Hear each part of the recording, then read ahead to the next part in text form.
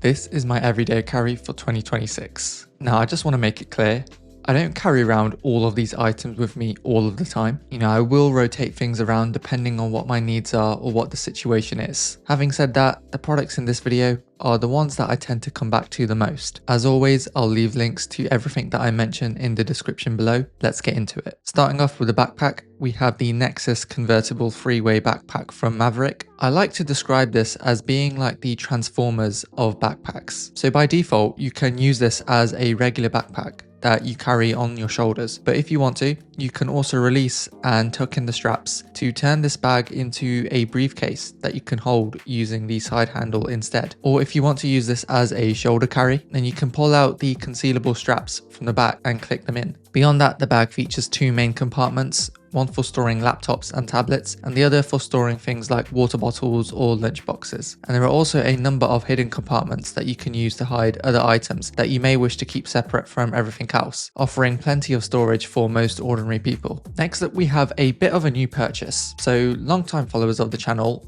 will know that I started out this channel using just my iPhone. And to be honest, the iPhone is what I'm using to record this very video with right now. However, very recently, I did decide to invest in an actual camera, specifically the Fujifilm X-S20, mainly because I want to start taking photography a bit more seriously now. I am very much still in the process of learning how this camera works and all of its different settings, and I've not yet had the chance to take this camera traveling with me. Having said that, I have been extremely impressed from the photos and the videos that I've been able to capture at home with this camera so far. For reference, I'm using this with the XF18 to 55mm lens, which I'd say covers around 80% of the situations I'd want to take photos in. The main thing you don't get is that extremely long zoom length that you'd get with most telephoto cameras. However, that's something I'll invest in at a later stage. And overall, I just love the look and the feel of this camera. There's something about holding this in my hands that just makes me want to go out and shoot photos with this. I will say, if you're just a beginner, still getting into photography or shooting YouTube videos, the iPhone is probably still the camera that I'd recommend to most people out there, mainly because of how easy it is to use. Especially if you have an iPhone that can shoot in RAW and record in Apple Log, you can push this camera quite far before ever needing to venture into mirrorless cameras. Speaking of iPhones, my current daily driver is still the iPhone 16 Pro Max in Space Black. Admittedly, I do somewhat regret my decision to return the iPhone 17 Pro Max last October. I felt like the camera on that device was a very big step up,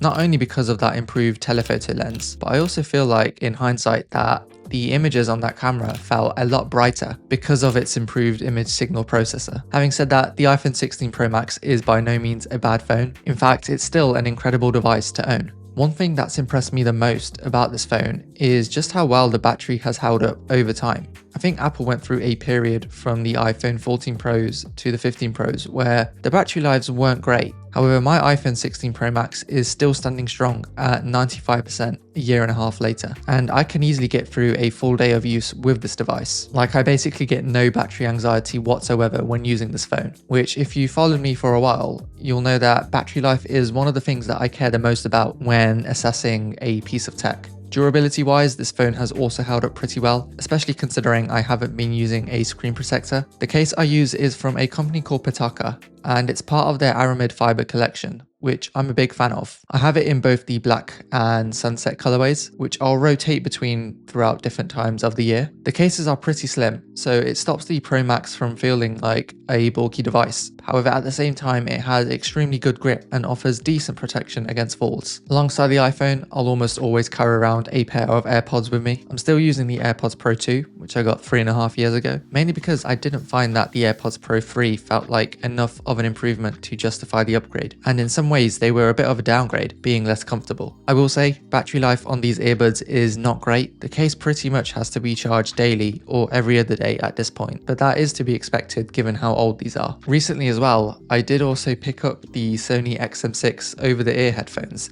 as a replacement for my AirPods Max. So I used to own the AirPods Max, however I decided to sell them because I found that I wasn't really using them that much. Even though the audio quality was stellar and the noise cancellation was great, they felt like a chore to wear because of how heavy they were, and I got really bad headphone hair wearing them. And I often felt as though I was trying to force myself to wear them just to justify my purchase. So yeah, The Sony XM6s are my replacement for these now, which I'll use for dedicated listening sessions when I want a bit better of a listening experience. And I absolutely love them. I have them in the silver colorway, which has more of a beige look to it that I'm a big fan of. They're extremely light and easy to throw around, and the noise cancellation and sound quality are excellent, if not better than the AirPods Max. And overall, they just feel so much easier and more enjoyable to wear. I will have a full review for these headphones coming out soon, so do stay subscribed so you don't miss that video when it comes out. Now, as far as watches go, on days that I'm at home, I'll usually rock the Apple Watch Series 7, which I use mainly for tracking workouts and as an alarm clock at night. I have it attached to this Velcro sports strap that I bought from a company called the Watch Strap Co, which I think has a nice pattern to it.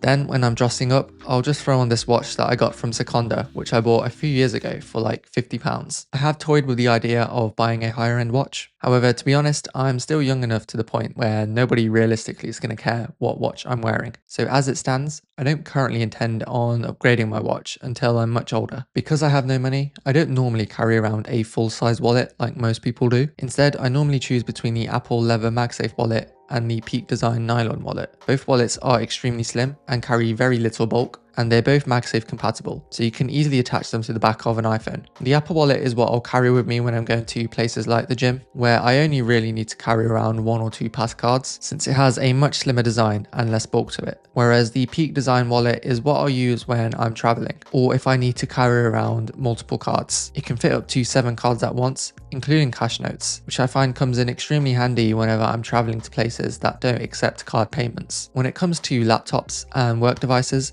this very much varies depending on the day. During weekdays, I've got the work laptop that my company provides in the main compartment of my bag, and then I might sometimes take the iPad 2 in the Magic Folio case if I plan on doing any studying during my commute. Outside of work, however, I'll instead carry either my M1 MacBook Air or the M4 iPad Pro with the Magic Keyboard attached to it. Which device I go with really depends on what I'm doing that day. If it's just writing and research, then the iPad is normally my preferred choice, since I find that it offers a slightly more enjoyable and fun experience. However, if I'm expecting that I'm going to need to do something a bit more serious, that involves managing files or something that I just don't trust the iPad software to do, basically actual serious work, then the Mac is what I'll take with me. Next up, we have the Kindle Paperwhite. So this is a device that I purchased at the end of last year, I think, and one that I reviewed on the channel very recently. And I've been using this for reading during my commutes and before going to bed. Currently, I'm trying to get through all 16 of the Ian Fleming James Bond novels. Currently, I'm on book number 5 from Russia with Love, so I'm about 25% of the way there. Now, for the longest time, I am someone who always struggled when it came to building out their reading habit. And I think part of the reason for that was that I was using my iPad as my main reading device, which, you know, there's nothing wrong with using an iPad for reading. If anything, it's nice being able to take notes when you're reading with it. However, too often I did find myself scrolling through YouTube minutes later, because the iPad is of course a multi-purpose device. You know, you can use it for multiple different things. The Kindle, on the other hand, is a single purpose device. You can use it for reading and reading only, so there's no temptation to get distracted with other tasks when using it. It's the same logic with the Fuji as well. With your iPhone, it's very easy to switch from the camera app and then get sucked into an app like Instagram minutes later when you're out taking photos. However, if you have a dedicated camera, well, there's no Instagram app on the Fuji. At least not to my knowledge. For charging, I have a few devices that I use here. So first up is this portable power bank from Ugreen. Now, I'm not going to lie, I didn't actually pay for this device. It just got randomly sent to my door one day with my address on it, even though I've not had any sponsorship discussions with Ugreen before. Anyways, this bank is able to offer up to 165 watts of power delivery with a capacity of 20,000 milliamp hours. It has 2 ports. One of them is a USB-C port and the other a USB-A port. The USB-C port can offer charging speeds of up to 100 watts, which is enough to fast charge most devices out there. Whereas the USB-A port is capped at around 20 to 33 watts. And it also comes with an extension USB-C cable built into it that can also deliver up to 100 watts of power, and it magnetically folds into the side. There's also a screen at the front, which gives you power and battery stats. Not something that I really use myself. However, it may be useful to some power users out there. In my side pocket, I also like to carry around this MagSafe battery pack from Moft. It has a nice vegan leather design and these nice metal buttons that give it a very premium feel. And I'll tend to use this during longer day trips when I might not have access to a power wall at all times. The way I use battery packs like this is I'll attach it to the iPhone when it's at, say,